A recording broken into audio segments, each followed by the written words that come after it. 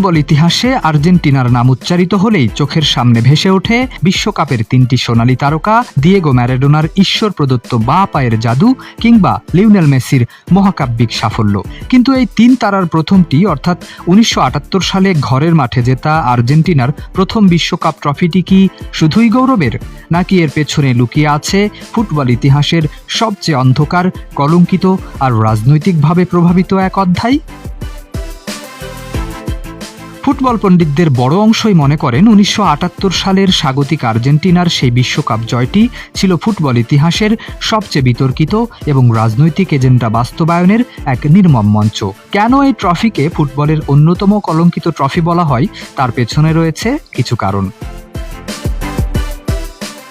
১৯৭৮ বিশ্বকাপের ঠিক ২ বছর আগে ১৯৭৬ সালে এক সামরিক অভ্যুত্থানের মাধ্যমে আর্জেন্টিনার ক্ষমতা দখল করেন জেনারেল হোর্হে রাফায়েল ভিদেলা। তার স্বৈরাচারী জান্তা সরকারের অধীনে আর্জেন্টিনায় শুরু হয় এক অন্ধকার অধ্যায়, যা ইতিহাসে ডার্টি ওয়ার নামে পরিচিত।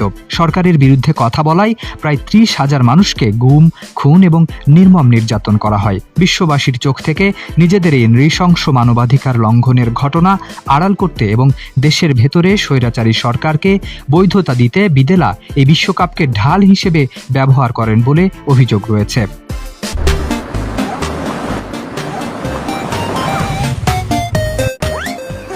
সবচেয়ে কলঙ্কিত এবং পাতানো ম্যাচ বলে ব্যাপকভাবে আলোচিত ম্যাচটি ছিল দ্বিতীয় পর্বের আর্জেন্টিনা বনাম পেরুর লড়াই।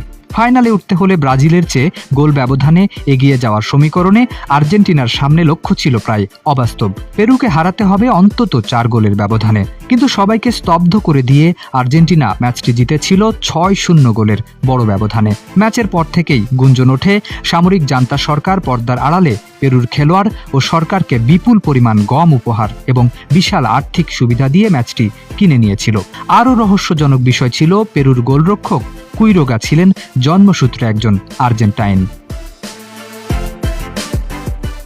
আরও অবাক করার, আর্জেন্টিনা যেন ফাইনাল খেলতে পারে সেই সুবিধার্থে স্বাগতিকদের ম্যাচের সময়সূচি বারবার পরিবর্তন করা হতো, যে কারণে ব্রাজিলের ম্যাচ আগে শেষ হতো, যার ফলে আর্জেন্টিনা ঠিকঠাক জানতে পারত যে পরবর্তী রাউন্ডে যেতে তাদের কত গোলে জিততে হবে। পুরো টুর্নামেন্টে একটি ম্যাচেও না হেরে অর্থাৎ অপরাজিত থেকেও ব্রাজিল ফাইনাল খেলতে পারেনি। ব্রাজিল নিজেদের নৈতিক চ্যাম্পিয়ন দাবি করে তীব্র ক্ষোভ প্রকাশ করেছিল।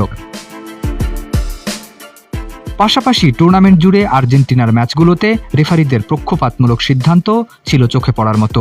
প্রতিপক্ষের ফাউলে কার্ড না দেওয়া এবং আর্জেন্টিনার সামান্য সুবিধার্থেও পেনাল্টি বা ফ্রি কিক দেওয়ার প্রবণতা রেফারিদের ওপর জান্তা সরকারের পরোক্ষ চাপের প্রমাণ দেয়। আর্জেন্টিনার প্রথম বিশ্বকাপ জয় তাই ফুটবল ইতিহাসের পাতায় একই সাথে ফুটবলীয় রোমাঞ্চকর এক অনন্য রূপকথা, আবার ক্ষমতার লোভে ফুটবলকে বলি দেওয়ার এক চরম ট্র্যাজিক দলিল।